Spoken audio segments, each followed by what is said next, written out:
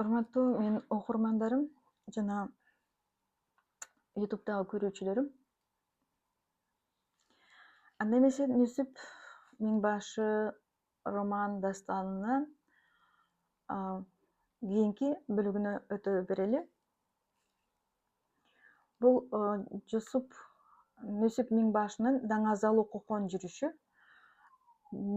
Жусуп Миңбашынын бухаралыктардан коконду кайра алышы, Жусуп Миңбашынын Шералы ханды такка отургузушу, Бухара эмирлигине өткөн жерлерди, шаарларды кайрадан кайтарып алышы, Жусуп Миңбашы кокон мамлекетин кайрадан түптөдү. Кокон шаары Хан-Ордо 1842-жыл, Жусуп Миңбашы 44 жашта. Чар тарап карайт, кабылан сындуу баратса. Жусуптун сыры белгилүү эле адатта. Эрегиш салган душманын бөлө чапчы эле дардаңдап кээси жүрөгүн абдан канатса. Калкында болгон муңайым жүздүү адамдар калкааныч кылып барышчу эле жамаатта. Кыргыздын сындуу балдары бирге барышып, сыпайлар менен бирдиктүү болуп алышып, камданып көпкө чебине кокон жетишти. Машыгып жатып өзүнөн Жусуп алып шык. Кол башчы Жусуп кол курап чыкса жортуулга, кыргызга чындап жарашып калат ыйыктык. Чынында кыргыз кылчылдап турган чагында, жүрүшү Жусуп кыргызга болгон табылга. Нур менен сүрө Жусуптун чексиз жомокко, жортуулу Нүсүп айтыла берет кылымга. Айтылуу кокон шаарына жете келгенде, дүйнөсү Нүсүп шам чырак болду чынында. Келишкен сыны келбети көркөм жан эле, баатырдык жайы башынан эле бар эле, акылы толуп толукшуп турган Жусуп шатыра шатман жолборстой болгон нар эле. Чар тарап карайт, чалкыган Жусуп жайын айт, хандыгы кокон Жусупка гана чак эле. Аттең ай арман, хандыкты мээлеп барбады. Хандыгын кокон Шералы жанга арнады. Улуттун улук жолунда ушул шарт эле, хандыктын тагын Тукуму хандын алмагы. Тукуму хандын Шералы болуп калгандан бийлиги Жусуп аталык жолдо калмагы. Какшаалдар келет кармашып бекем ордону, карматып таштан бийиктеп салган коргону, жылчыксыз кылып жабышкан эле чар тарап, айныксыз эле коргондун бекем болмогу. Койкойтуп бирден жасуулду абдан коюшкан, кантишсин анан кайнаса бийлик чордону. Чоочулап ичтен күнү-түн карап жан-жагын, ичкери жактан саат сайын кабар алмагын, арсыздар жайнап башкарып барат хандыкты, калкына салып кыйноонун түркүн салмагын. Саябан бакта отурган кыраан чоролор биле албай барат жашоонун ар кыл арманын. Жашылдан ыштан кийгендер бийлеп барышса, күнү түнү топусун кийип алышса, тоо таяп кеткен кыргыздар четте калабы, улуттар башка ордодон орун алышса, деп ойлоп Нүсүп оң корпордо салганы камданып жатты жароого ыйык намыска. Жай намаз жайып окуду ыйык намазын, Кудайдан сурап ыйыктык ишке жарашын, калбааттык менен бурулуп артка караса, туугандар артта жактырды көз карашын. Алакан жайып жүзүнө бата тартканда, төгүлгөн нурдан көрө алды жетчү марасын. Жолборстун сүрү көрүндү ысык мээринен. Күч кубат толду Кудайдан гана берилген. Ман чыркап турган көптөрдүн белин бүктөгөн, баатырдык, шердик келет го жалаң теңирден. Темирден бекем эркине акыл жарашса, даанышман сырлар Нүсүпкө орноп себилген. О дарыш ошо, кокондун чебин алмакка, сыпайлар менен ачмакка бийик дарбаза, машыккан сыпай туш-туштан камап барганда, куралчан жасоол жан соога сурайт кармашта. Кайраты бекем, Нүсүптүн бир топ жоокерлер сулатып жатты жасоолдор кайра жармашса. Төгүлгөн кандан калбады жолдор басууга, томолок баштар астында буттун жатууда, кыйкырык чуудан кырылыш болуп асты үстү, маңгыттар даяр турушту мындан качууга. Мерчемдүү жерден мертинтип салса сыпайылар, кыргыздар айрым мылтыктын оогун чачууда. Кол башчы Жусуп сүр берип сыпайыларына, алдыга деди, кайратты берип баарыга. Жусуптун баштап келгенин уккан ордучи будуңчаң түшүп алдастап калды ханыда. Ибраим Хаял нөөкөрлөр кача баштады, ачылар менен коконго кирчү дарбаза. Сыпайылар дуулдап артынан Жусуп барышат. Кымбууттан бүгүн кокондо болду табышмак, кыргыздар каптап ордого жүрүш салган соң токтоосуз эле колуна ордо алышмак. Жүрөгү коркок опкоолжуп турган эсерлер куйругун түйүп качышты бир топ алыстап. Байрагы кыргыз батымдуу болуп барганы, көптөрдү көрдүк чыктыго абдан далдалы. Тирелип турган сарбаздар найза сунушса, ийлет экен именбей барган баштагы. Кемеңгер Жусуп абайлап аста караса, куушуруп колун тизилип келе баштады. Жардамдаш болуп өтүштү Жусуп тарапка. Жеңилер тарап баш ийип келет адатта. Эсирген эмир эртеңин ойлой бербеген коконду тоолук кыргыздар алат талашса. Кылычын шилтеп каршылык бирөө көрсөтсө, сунулган кылыч келлесин алат заматта. Баштарын ийип даткалар келе баштады. Аскери менен 500дөн ашык арт жагы. Көтөрүп байрак куушуруп колун жаткандар Жумабай датка, Рахманча Иса датканы. Көр уулу Баатыр баш ийип кызмат кылалы, Карымкул Кыпчак Баатырдан Кулман арстаны. Саид Алыбек датка кызматын ханга кылууга, куушуруп колун арка бел болуп турууга, Мадияр датка жигиттер менен келишсе, Арзымат, Калмат жардамдаш колун сунууда. Пармана Баатыр, Жаркынбай, Рахматулла би, Мухаммад Назар Нарматта келди бурула. Тартылып сурнай сарбаздар алга жөнөдү. Найзалар колдо Кудайдан болуп жөлөгү. Зилзала болуп үйлөп жатса өлүктөр, көрүнүп калды маңгыттар толук өлөөрү. Өрт болуп барат, шартылдап турган сарбаздар кошулуп топко барышты жоокер төбөлү. Хан сарай мына. Киришет зуулап ордого. Кыргыздар бүгүн зар болуп турат колдоого. Ордосу хандын кыргызга кызмат кылсын деп жүрүшү Жусуп жолдорду ушул оңдоодо.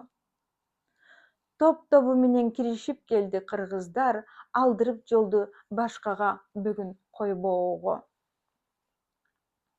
Алдыда Жусуп, артында кыргыз балдары. Топтолгон эле эр жүрөк жоокер каймагы. Жалтанбас эрлер канатташ болсо кыргызга, өнүгө талга кыргыздын ар кыл тармагы. Деп ойлоп Жусуп аскерин жиреп баштаса, найзасы колдо ишке аша берет калганы. Ордого кирип Шералы кайда таппады. Артында калган белгисиз кайда басканы. Тапкыла деди. Издетип жатты оңсолдон, таптырып аны келген соң алга баштады. Калайык калкым, тактыга келди Шералы, силкинтти баарын Шералы хан деп айтканы. Сүрүнөн Жусуп жалтайлап жатты калайык. Бир дары турду, жыя албай эсин шалайып. Сарбаздар гана найзасын сунуп алдыга. Қолбасшы Жүсіп, ханыбыз қылып алалық. Жаңырты бары қиқырып жатты арада. Қолбасшы Жүсіп, ханыбыз қылып алалық. Тоқтотып шаңды жария қылды дағыда, тақтыда бүгін Шералы хан деп тануға. Будыңчан түшіп ордонун ичи жатқанда башқару ишин қолға алған еле чамына. Шералы хандың артында болып аталық, миңбашы Жүсіп башқарған елдің бағына.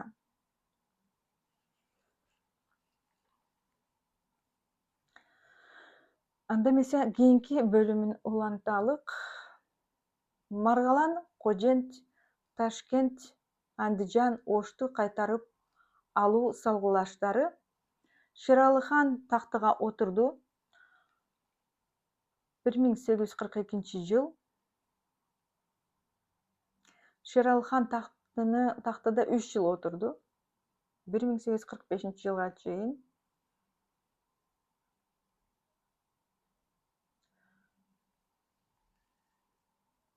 Кокон хандыгын кайра түзүү. Жүсүп Миңбашы 44 жашта. 7 бөлүмү. Шералы такта, жанында Жүсүп Кожа Асат. Куттуктап келди аскерин алып шарактап. Даткадан Иса куушуруп колун турушту. Баатырдын сүрү каптаса дөөдө сынат бат. Маңгыттан тездеп тазалоо керек Андижан. Маргалан, Кожент, Ташкентке жазып ачык кат. Тазалоо үчүн калдыгын Маңгыт Бухардын жөнөтүп жатты аскерин сыпай тыңдарын.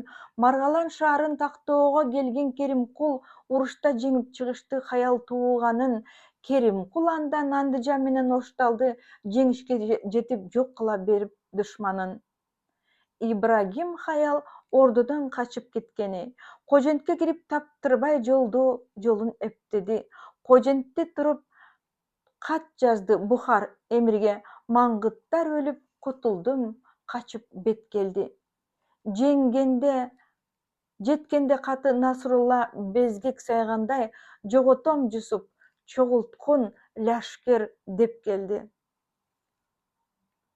Талкалап Кокон, өлтүрүп тыйпыл хандарын, Насрулла эмир өз шаары кылып алганын, көтөрчү башын бир дагы жанды калтырбай, эмири Бухар Насрулла бийлеп барганын. Түк түйүп жөнөтүшүнө бербей турду ал Шералы хандын кай жактан келип калганын. Аскери сансыз Насрулла кайра барууга, талкалап ордо Коконду кайра алууга белсенип жатты, чогултуп Кожо бектерин эртеңден калбай Кожентке жолду салууга. Каарына келген Насрулла жатты чамынып, чынында жетпейт эсеби жоокер сабына. Коконго жетти кабары Насрулланын эсепсиз аскер жоокерди ылдам жыйганын. Миңбашы Жүсүп акылга салып кеңешин, диванга жыйды хандыкта жүргөн тыңдарын.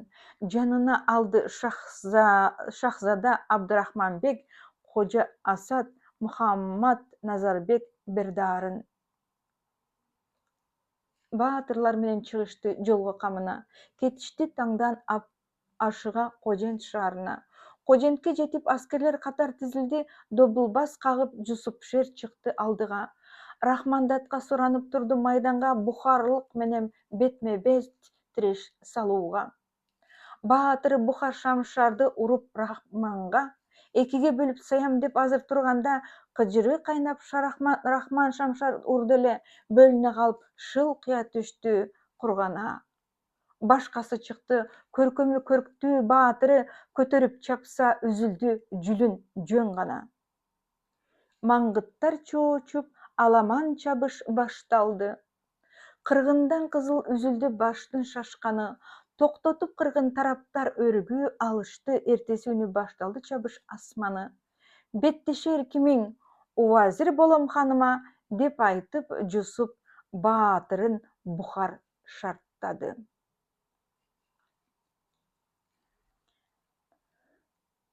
Тараптан каршы майданга кирди бир жигит. Ыргытып кепти жайлаймын деди билдирип.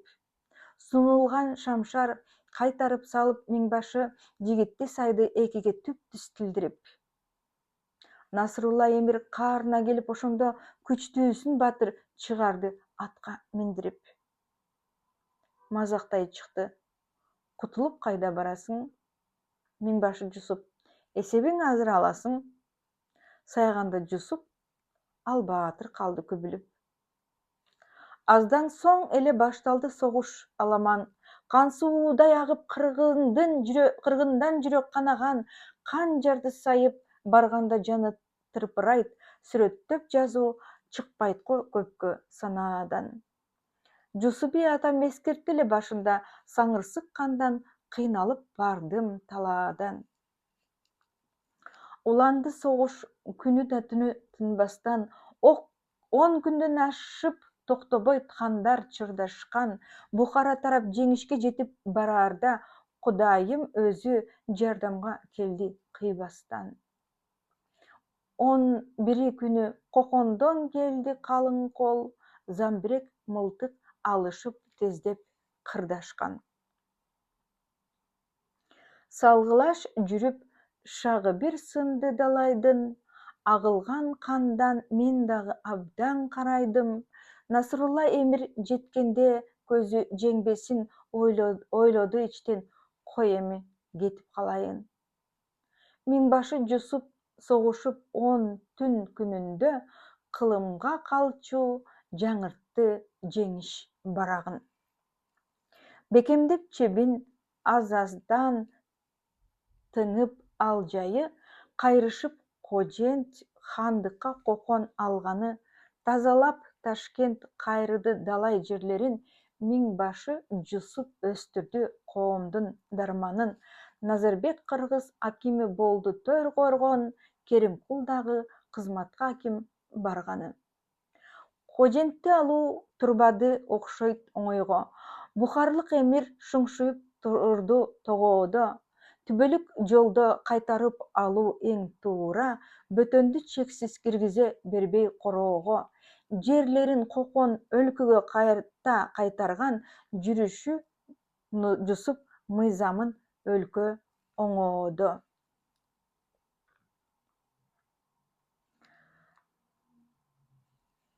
Андан ары улантсак, андан соң Жусуп миңбашы Бухара эмирлигинин колуна өтүп кеткен. Кожент, Ташкент, Ош, Маргалан шаарларын кайтадан кайтарып алган соң, Жаркынай ханайымды Таластан Коконго көчүрүп келүүгө буйрук берди. Болочок хан Кудаяр, эң кичүү баласы. Мына азыр ушул жөнүндө бир аз сөз кылсак. Таластагы Атмойноктун жайлоосу, Ажыбек датка айылы, 12 канат ак өргө, сол жагында 10 канатчан ак өргө, Шералы хандын аялы, Жаркынайым өргөөсү. Жаркынайым ал үйдө балдары менен туруучу, оң жагында ак өргө Сонайымдыкы болуучу. Ошол жылы Кудаяр 11-ге жаңы чыкканы, Сопубеги 9-да, Султан Мурат 7-де, кыздары 15, 3 эле. Кымыз ичип, тайминип, Кудаяр барат чоңоюп, апасынын жанында 11-ге чыгып турулуп.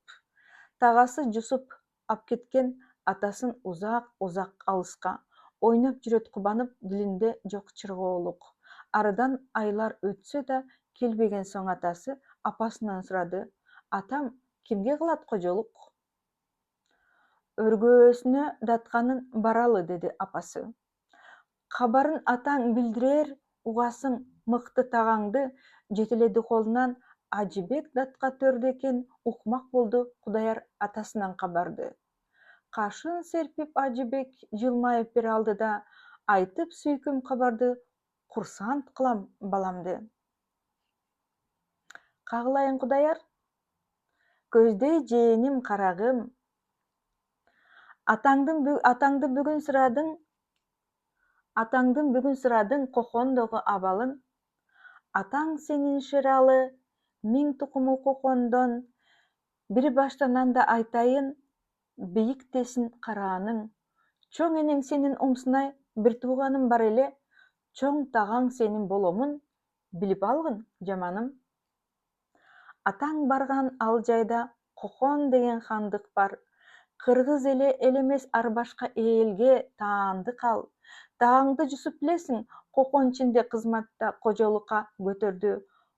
Кокондон келип жусуптар, түрдүү жемиш базары, таттысы бар асалы. Кокон чинге барганда кошоктоп барат булуттар.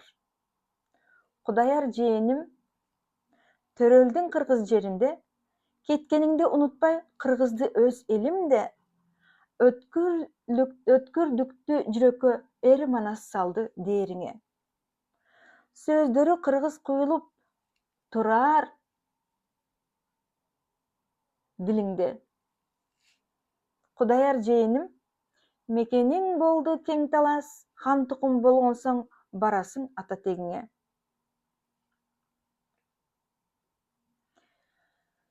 Апаң сенин жаркынай уруусунан саруунун, көздөй болгон уулусуң кыргыз элдин аруунун. Буйруп койсо жараткан хан да болуп калаарсың, олуттуу болуп жүрө кой арасында аруулдун. Көзүмдүн агы каралдым, унутпа кыргыз улутун, мөөнөтү келет жакында Кокон чинге баруунун. Деп Ажыбек Датка келечектеги Кокондун ханы Кудаярга кайрылып турган жери. Башында айтып өттүк, 9 жашта. Кудаяр ал кезде 9 жашта. Ошентип көчүртүп, арттан жаркынды, бала чакасын Ажыбек Датка абайлап берип батасын, алдыга салып азыраак малын, жандыгын, ашышкан эле ашуусун кара бууранын аксыга жетип өргүчкөн падыша атада айтышат жаркынай кызы Токто Назардын. Анда эмесе туугандар, кийинки тема Жусуп Миңбашы тонолуп чачылган хандыкты түптөп ордону башкаруу ишин колго алды деп аталат. Азыр ошол жерден токтотолу. Баарыңыздарга ыраазычылыктарымды билдирем. Мени менен бирге болгонуңуздар үчүн. Эгерде айрым бир суроолор түшүнүксүз болсо, комментарийга жазып койсоңуздар да болот. Мүмкүн ошол жерлерин кайрадан дагы кайталап окуп берүүгө аракет жасашым мүмкүн. Эгерде айрым бир мүчүлүштүктөр болсо, анда аны да жазып койсоңуздар болот. Анда эмесе келерки жолугушууга чейин сиздер менен Жусуп Миңбашы дастан романдын автору, акын, философ, жазуучу Өмүрбүбү Бигалиева болду. Келерки көрүшкөнгө чейин.